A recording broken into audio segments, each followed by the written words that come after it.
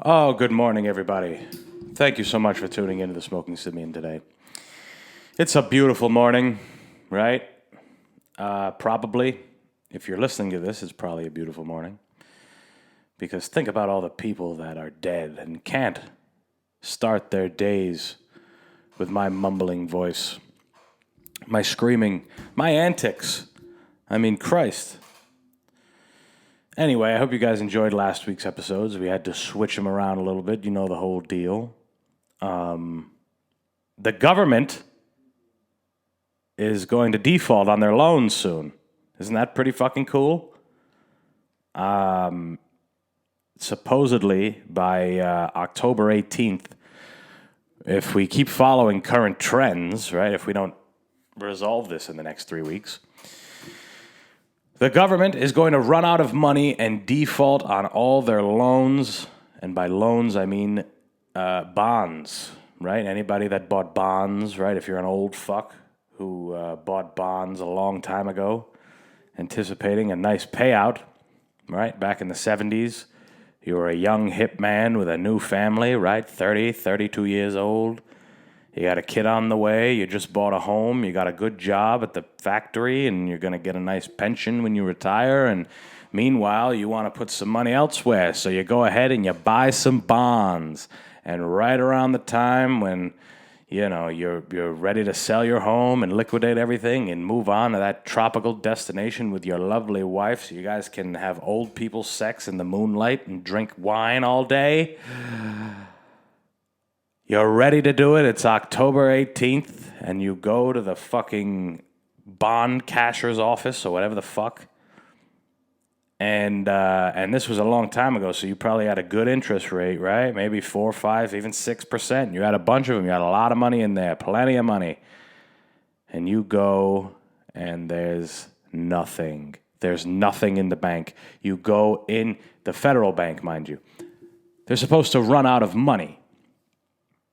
I mean, the Fed is a whole entity that is supposed to monitor the money system, right? It's supposed to. That's why rates go up, rates go down. Sometimes there's too much money. Sometimes inflation's too high. Yada yada yada. So we've had relatively no inflation. Right, a little bit with certain things, but relatively no inflation, and very low interest rates. So something has to hit the fan. Some sort of shit has to hit the fan. I mean, low interest rates are a sign of a good economy because the lower the interest rate, they're kind of proportionate. Interest rate and credit rating. Like if you have a high credit rating, your interest rate's probably low. Like if you try and buy bonds in like Venezuela or some shit, you'll get like a 17% interest rate because there's a higher chance that they'll default on them. Where in fact, the U.S. government has never defaulted on their loans. Wouldn't this be a time to do it? Right? Right on the tail end, or maybe it's just the beginning of a pandemic, one that has led all different citizens of the world, not even just the country, but in the world, led them into some strange territories, right? It has led people to sell their businesses and have to find a new way to live. It has led people to give up different measures of their freedom, right? I mean, it's killed a lot of fucking people. Above all, it's turned the world on its head, and now there's the possibility that the economic power, one of the biggest economic powers in the world today, probably the most monumental one that's ever been known, is going to not pay these T-bills that are now so incredibly low. I mean, 0.06% on a bond I mean, what the fuck is that? You know what I'm saying? So I got a little bit of an article here. I'll read it to you. Treasury Secretary Janet Yellen said the federal government would effectively run out of cash on October 18th based on current trends. Run out of cash. How does that happen? I thought they're not even supposed to have cash. Isn't this just a debt? Isn't this country just floating on debt? Isn't that what it is? Aren't we supposed to be like the don't use your own money kind of thing, right? Isn't that what it is? Isn't that what everybody preaches? All the rich guys, don't use your own. What do you mean you don't have no money? Just get a loan, flip it, pay it, just have it in circulation. That's what everybody does. That's what the economy is based on, debt. So you're going to tell me we don't have cash? I had assumed we didn't have cash for ages. I had assumed that there just was an empty vault where people go in there when they want to kill themselves because there's no air, right? Big groups of political hopefuls go into the government vault when they realize that their dreams aren't going to work out, and the fact that they got to suck cocks, and sometimes when they even suck the cocks, they don't even get what they want, and they have to lie and be puppets, and they're basically marionettes. Once they realize that, I had always assumed they just go into the empty government vault and just shut the door, lock it, and sit in there until they can't breathe anymore. And I don't mean like starvation or not drinking. No, there's plenty of food in there. They set it up this way so that it's actually physically that there's no air, like you can't breathe, and you're just like and you die. That's what I had assumed they use the government vault that's supposed to have cash in it. I mean, maybe now maybe now it's even in higher demand, right? And what little cash may have been in there, they had to move out because of how many, Congress hopefuls there were. So many future leaders of America that couldn't hack it. They couldn't hack it. It's a tough game, right? Tough racket. Since the debt ceiling was reinstated August 1st, the Treasury has been using what it calls extraordinary measures to pay its bills. Isn't that funny? Right? The Treasury has been using what it calls extraordinary measures to pay its bills, just like everybody else that exists. Right? Just about everybody else that exists. I just was talking about how COVID fucked everybody in their ass and whatever, and it could have been for good reason. It may have not been. There's the illusion of doing something rather than nothing. And yes, sometimes that is the right thing to do, and there were plenty of moments where that was the right thing to do and may even be the right thing to do. But the fact of the matter is motherfuckers weren't getting any money. They were given a lot of money, and now there is no money. Right? But what's funny about that sentence is that you could replace the Treasury with a single mom, right? The single mom has been using what it calls extraordinary measures to pay its bills. A fancy way of saying Uncle Sam has been digging out change from under the government's seat cushions, right? And then you could replace Uncle Sam with, expenses, right? And from under the government's, that could be like IKEA, right? You could change this whole sentence and it would sound like something that you'd hear anywhere else. You know what I'm saying? Just minor adjustments, right? The single mom has been using what it calls extraordinary measures to pay its bills. A fancy way of saying her expenses have been digging out change from under the IKEA seat cushions. Yeah.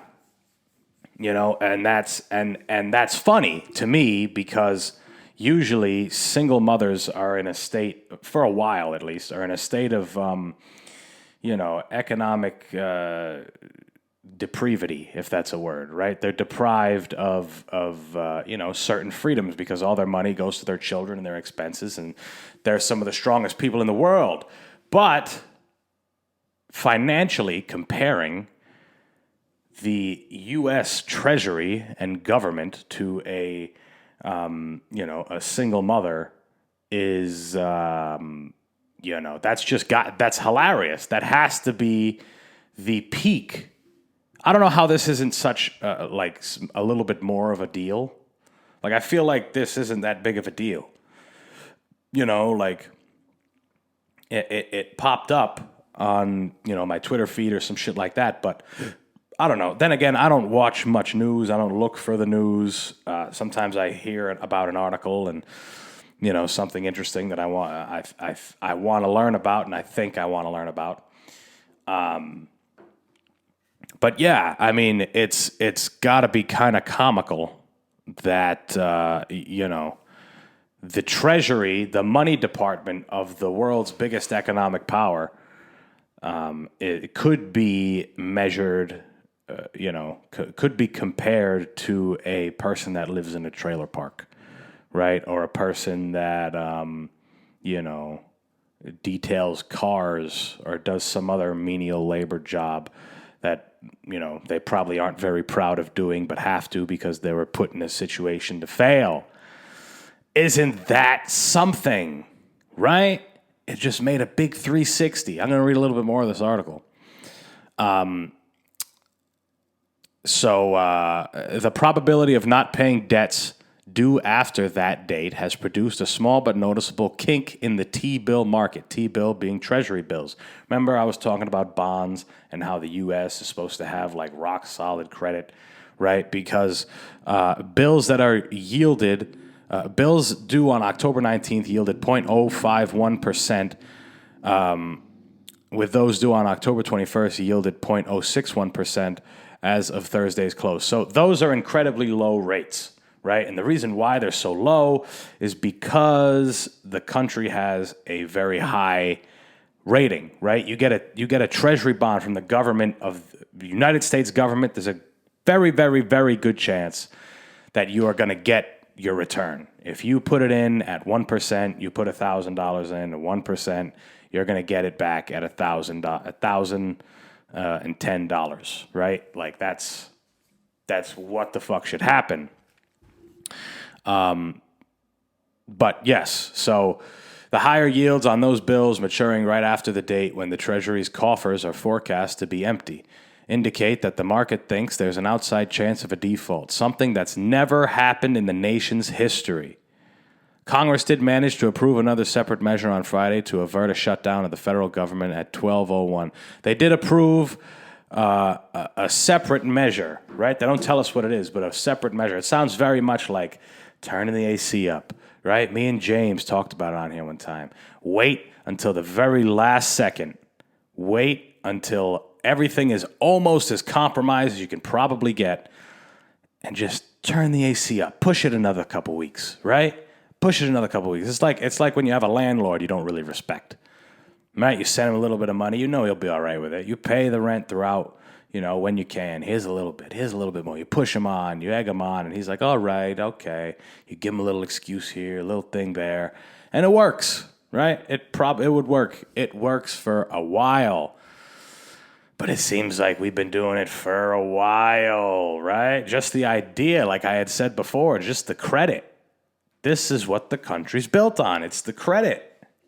Why do so many people want to do business with us, get loans with us? Because we have impeccable credit. We are paying out money all the time because that's one of our main exports, the ability that you can do business here. And that is a monumental... that's what's made the U.S. the greatest country in the world. But clearly, there's something going on, and the AC is running out of juice. You're gonna have to hit up Craigslist and buy a new one, secondhand. But at least we can watch Squid Game, right? At least we can watch Asian people running for their lives, getting killed, right? That's what the show is about. I haven't seen the show. All I know is that it's incredibly popular. It's a Korean, series, I guess, and it's about a game show where people have debt, and they're playing to exonerate their debt, but you die. This might happen in real life. Now that I'm thinking about it, I mean, I think that would be good, right? If we just switched it all around, and we have to now make everyone that's in the government and in that area, in that realm, all of them, all the branches, including the Fed, get all of them, even though they're separate, the Fed and the government, get all of them, and we got to play crazy games with them. And, whoever gets out, their debt gets exonerated, and they'll be okay. Everyone else, every other member of the government worker, they are killed, right? Just like in the game, they're killed by some crazy, rule in the game or some built-in thing that blasts your head off or whatever when you make a move. Whatever the game is, you die, and all your money is then allocated to a really big fund and pile, all your net worth, everything you have, your family's thrown out on the street, and all that stuff gets put into a big fund, and it's just going to stockpile until the game is over and all the money is had, and the sole winner is allowed to live with his family or hers, live with their family and be fine, and nobody will ever bug them again for a red cent. Nobody will even go near them. But all that money that's collected is going to go back to the people. All the people that got fucked when they went to college and came out and there was no jobs for them. All the people that got rang through the system. All the people that got caught on minor drug offenses and spent extensive time in jail. They're going to get a pretty good stipend. They're going to do well. Money will be allocated for different things, and we can really restart. We can give the power back to the people, and from the hands of the few back into the many. And I think that would be fun. I think it would be great to watch, some of these guys, some of these, like I'd love to see like AOC running with a tax the rich shirt as she gets shot in the back, right, by 16 guards. Right, she's trying to escape, and they just ka, and that's it. And she and the last, one of the news articles that comes out, we all see it, and she's there lying in a pool of her own blood, and she's done, right, and that's it. I think that would be really cool, or like Mitch McConnell, right? They're doing like a thing, and he ends up getting his neck broken because they hang him. Right, really high, and they hang him and a bunch of other, different people that they've picked, and Jerome Powell and Jared and Yellen and all these people, and we can look at them from afar as spectators, right? We can come, and for the first time in a long time, we are not in trouble for anything. We're free. We can do whatever the fuck we want. We can watch. We can shit. We can fuck. We can eat. We can do anything because there's no rules. There's none. And every state will do their own version of the Squid Game. Every state will take, their governors, and there'll be a smaller, and they can, this is America, right? They can do whatever rules they want, any kind of different, games, but as long as they follow a similar pattern. And the big one will be, I think this is a better idea. The big one will be all the winners from the states, and then they play. And boom, that'll be good. That'll be a good way to do it. It'll be like the playoffs. It'll be like the NFL. Yeah. So I think there's a lot of good to look forward to. I think there's, the holidays are coming, guys. What better way to celebrate a season of extreme consumption and spending what's better to capitalize that than an economic collapse, right? If I'm being honest, it would be kind of cool because I would like to not spend that money. I think that would be good. Another thing that, a lot of finance guys will say is a crash is a great time to get rich. Great time. Really. A crash when you have no money. Great time to get rich. If you have money, then sure. No, I mean, it does make sense, when the market's down, you buy, And I mean, if the market's going to be down like a motherfucker, then you buy. You know, you buy and you buy and you buy. I myself liquidated everything. I have a decent portion in the market, so the idea that it could crash kind of gets me up out of bed. You know, kind of worries me a little bit. I would hate to lose a good portion of that stuff. You know, I already have been. I mean, fuck. It's been, a whole bunch of consecutive days of just losing. And it's like, fuck you. There's a big sell-off. Let's get this shit out of here, brother. And then we'll go back in. We'll buy, we'll rebalance, and we'll make some goddamn money. That's what the fuck we're here for, man. But, alas, c'est la vie, right? As life is. What else is happening? Tom Brady, right, came back to Gillette.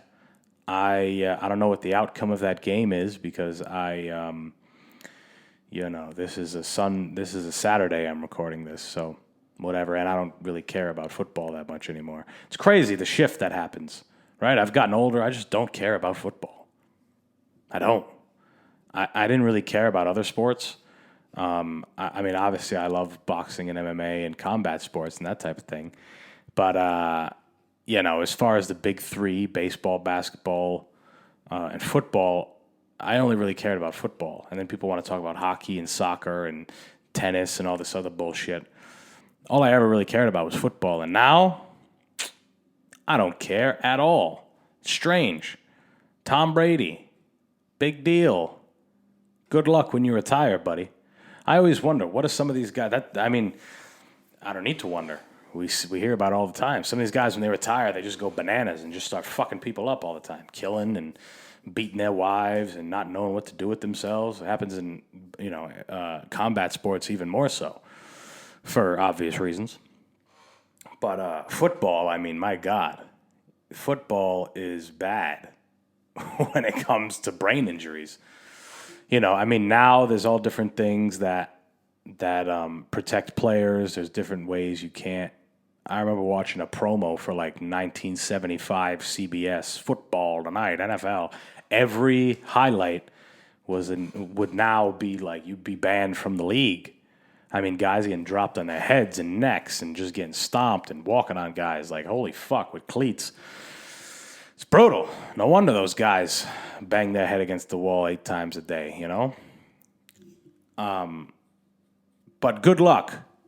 Good luck going and trying to figure something else out when you're done. Once you're at a height, we always talk about addiction. And we always talk about there's like good and bad addictions. But I listened to a Joe Rogan episode with I don't know the woman's name. She was a psychologist and she specialized in addiction. And she was talking about how it's kind of the same. It's the same shit. Like if you're addicted to something that you consider good, you can just as well be addicted to something that you would be considered bad. You know,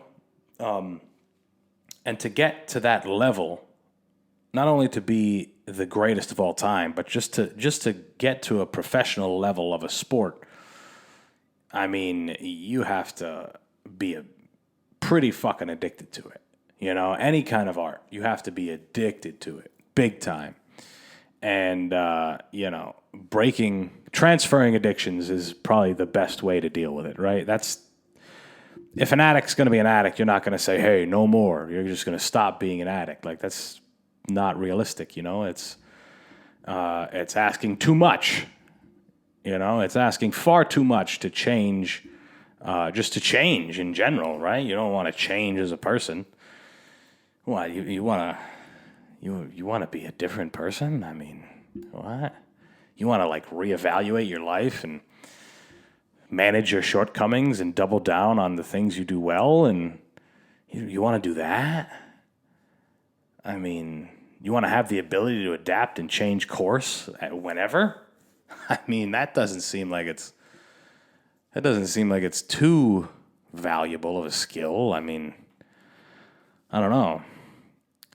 No, I mean, I'm sure a guy like Tom Brady will figure something out, you know. he's one of the guys who, because there's definitely players in the NFL or athletes who do their thing and they've just done it for so long that it's what they do. It's not necessarily they're trying to get better or anything. It's just their job. It's what I do. I hit a ball with a stick. That's what I do. That is my supposed contribution to this life that I've been given. I stand on a white, flat piece of a material on a dirty fucking, on a dirt-lined grass patch, essentially. And I hit a ball that's being thrown at me fast enough to rupture my gallbladder if it were to hit me. But I hit it in the direct opposite direction with a stick that's shaped kind of funny. And then if I get it far enough, I get to hit all the other white pieces. And then I come back, and then a big one goes up on the sign across the way. And that, that is what my life consists of. So when I'm done doing it, I think what I'll do with the rest of my days is take painkillers and a bunch of other medicine because I ruined my body with steroids and other things I wasn't supposed to be using. But I got it past the guys. I was pretty good. That's why I had 200 home runs. But nonetheless, I'll spend my days doing that and regretting the fact that I didn't spend any time with my family and understanding why my children dislike me, accepting it, and living anyway without ever, bringing it up and talking about it with them. I'll do that, and then maybe I'll be up at night all the time because I'm in severe pain, and not only like physically from the years of sport and drug use, but emotionally and mentally, because not only has the only thing that I've ever done and done well, not only has that been taken from me and I don't have the ability to do it anymore, I also have zero relationships with any of the people that were around me while I was doing it because they resent me for being away from them all the time. And now I have to deal with that as a human. So I will drown it out with destructive habits. I'll drink. I will eat a lot of bad food. I'll get out of shape, a shape that I would never thought I would have ever seen myself grow into. I'll do that, and I'll spend money, and I will. The only thing I can do for the people around me to make up to them, because Lord knows I won't speak to them. The only thing I can do is just spend money and give them everything that they want, and just and turn the air conditioner up. Just turn that air conditioner up the whole way, and that's it. I think that's the retirement plan if you're an athlete. If you're a professional athlete, that's pretty much the retirement plan, right? You retire. You look at what kind of money you have. You look at your situation. You look at whether or not you want to keep making money in other endeavors. And then you writhe in pain physically and emotionally. You try to mend the relationships that you had at one point, and now they're just shells. And then all while dealing with the fact that your livelihood and the thing that you did your entire life religiously and only focused on has been taken from you, and now you feel like a worthless person who just has to be sad all the time. So that, I think, is somewhere in the contract of every athlete, no matter what sport or anything. And I think the longer you're in your sport and in your league, it gets heightened, right? Different things happen, like your family, you're away from your family longer now, so there's even more hatred and misery. And